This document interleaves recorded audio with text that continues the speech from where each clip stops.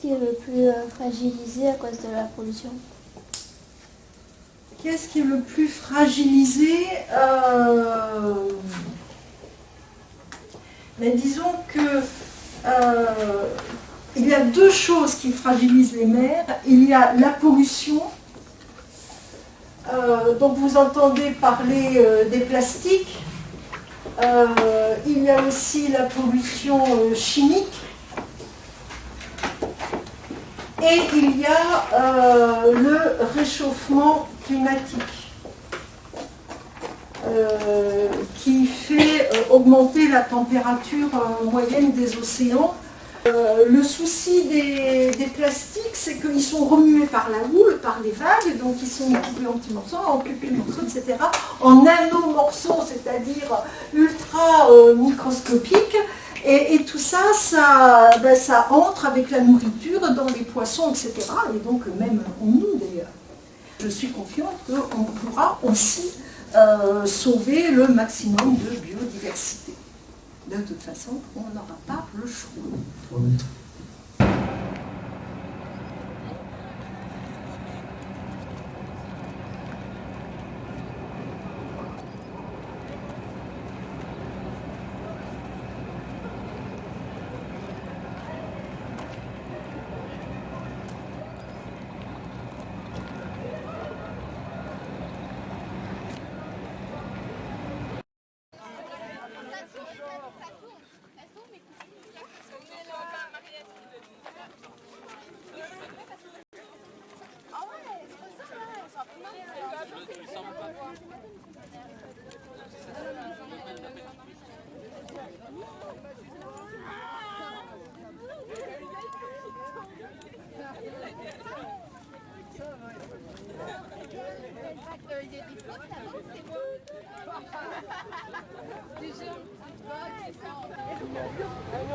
Est-ce que tu as des gants?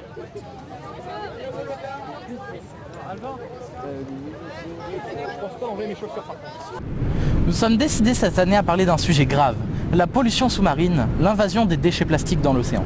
Nous allons nettoyer une plage, crier nos envies et nos projets au bord de la mer et nous rendre lors de la fête de la science et des arts, consacrée cette année à la fabuleuse aventure de l'eau des Landes, pour filmer les différentes formes de richesse sous-marine.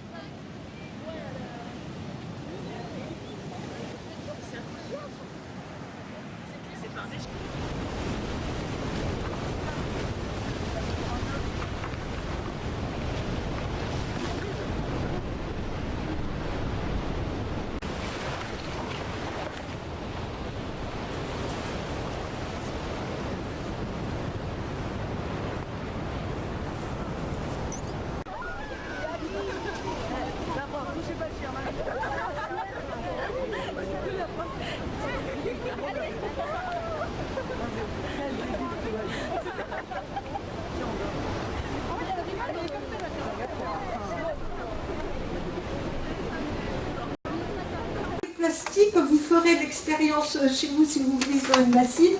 Vous avez deux types de plastique. Il y a celui-là, transparent, etc., celui qui se recycle. Alors je ne sais plus, vous ferez l'expérience, il flotte ou il flotte pas. Je ne sais plus, admettons que c'est celui qui flotte. Et puis vous avez le plastique des bouteilles de lait. Ou des bouteilles qui sont colorées. Ça, on ne sait pas les recycler. Parce que par exemple les bouteilles de lait, c'est de l'oxyde de titane qui lui donne sa couleur blanche, mais on n'arrive pas à l'enlever après, une fois qu'il est mis dans le plastique, donc ça ne se recycle pas. Et donc il y a un plastique qui flotte et l'autre qui tombe au fond. C'est pas mieux de tomber au fond.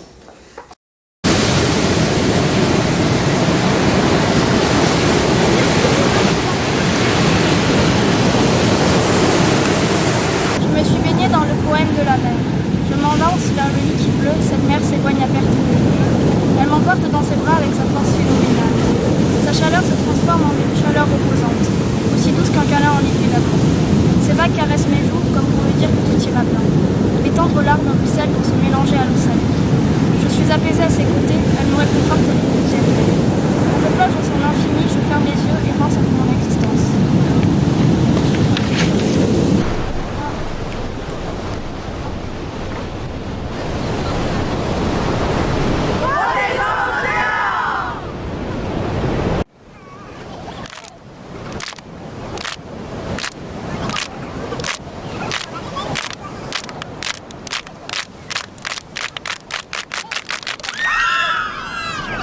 Témoigner sur la préservation de la biodiversité et pour cela, avec le soutien de Surfrider, nous allons nettoyer une plage, crier nos envies et nos projets au bord de la mer et nous rendre, lors de la fête de la science et des arts, consacrée cette année à la fabuleuse aventure de l'eau des Landes. Notre livre de travail, Demain l'océan de Hugo Verlinde, des milliers d'initiatives pour sauver la mer et l'humanité. Notre roman patrimonial, 20 milieux sous les mers de Jules Verne. Notre livre d'évasion, Soudain seul d'Isabelle Autissier.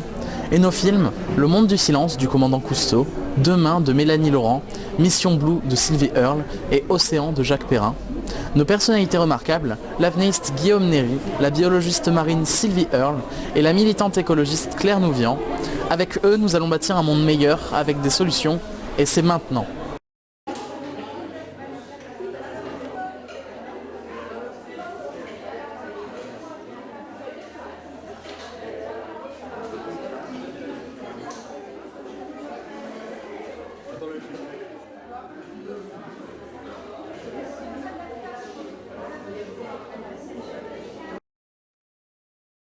De vastes plaines, donc à 4500 mètres de profondeur, c'est ce qu'on appelle les abysses.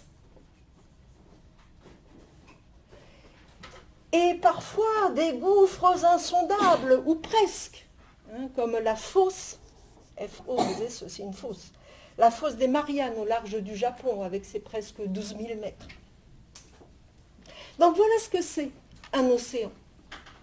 Le tout dans le noir, obscurité complète, bon disons 50 mètres, il y a encore un peu de lumière, après c'est vraiment le crépuscule, et puis 150-200 mètres, c'est l'obscurité totale. C'est-à-dire c'est rien par rapport aux 4 km de profondeur.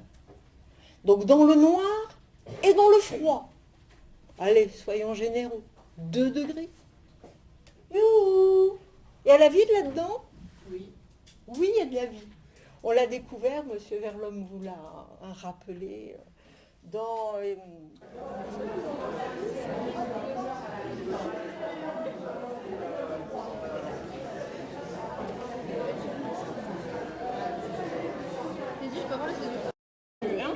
Non mais regarde, il s'appelle Giorgio. Ils sont où les yeux? Ils sont là, mais il n'y a pas de ciseaux. Parce que Mehdi, mais j'ai mon sac avec des ciseaux dedans.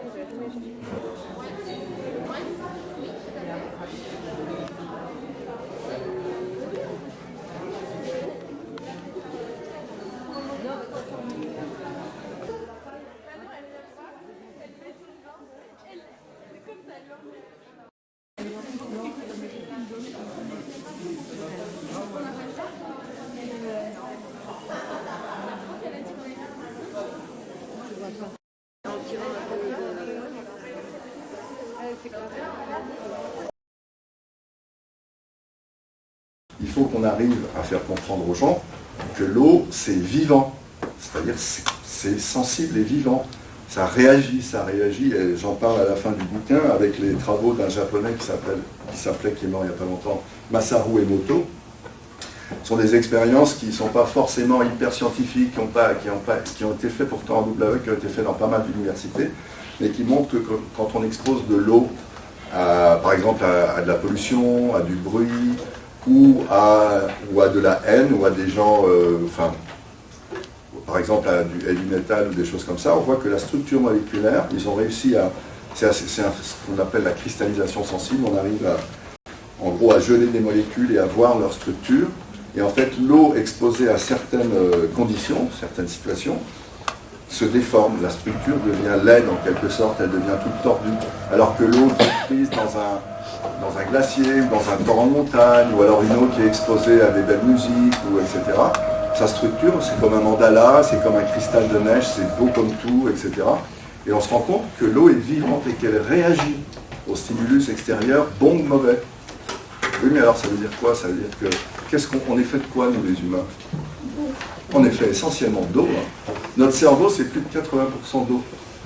L'océan a une capacité de résilience phénoménale et tous les chercheurs qui observent les sanctuaires marins sont sidérés en quelques années de retrouver un grouillement de vie. C'est dire que quand nous, on cesse de tout casser et d'être des prédateurs, ben, la nature, elle se débrouille très bien.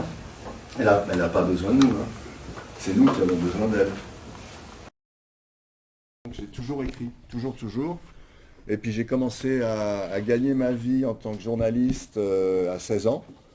Je faisais des articles et je découvrais que ce que j'aimais le plus au monde... Quand on touche à une espèce, on touche à tout un réseau. Et si on élimine une espèce, c'est comme si on enlevait une pierre à un édifice. Et l'édifice peut être déséquilibré, jusqu'à parfois l'écroulement. Protégeons